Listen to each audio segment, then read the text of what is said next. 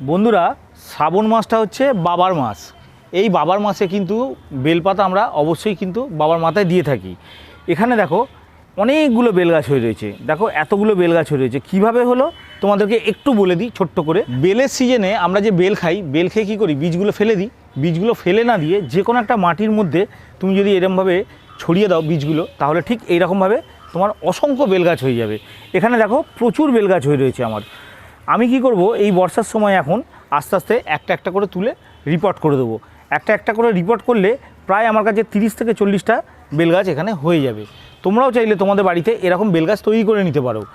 এর পরবর্তী অংশ আমি তোমাদের দেখাচ্ছি। ঠিক একই পদ্ধতিতে আমি এই বেলগাছটা করেছিলাম। এখন দেখো বেলগাছটা কত বড় হয়ে গেছে এবং বেলপাতা কিন্তু অসংখ্য এর মধ্যে হয়ে রয়েছে। আমাদের কিন্তু সারা বছর বেলপাতা কিনতে হয় না। তোমার বাড়িতে একটা যদি বেলগাছ এইরকম থাকে, তাহলে কিন্তু তোমাকে আর সারা বছর চিন্তা করতে হবে না বেলপাতার জন্য। শ্রাবণ মাস বলে নয়, সারা বছর তোমরা কিন্তু এই গাছ থেকে বেলপাতা পেতে পারো। এমনিতেও বিশেষ কোনো যত্ন লাগে না।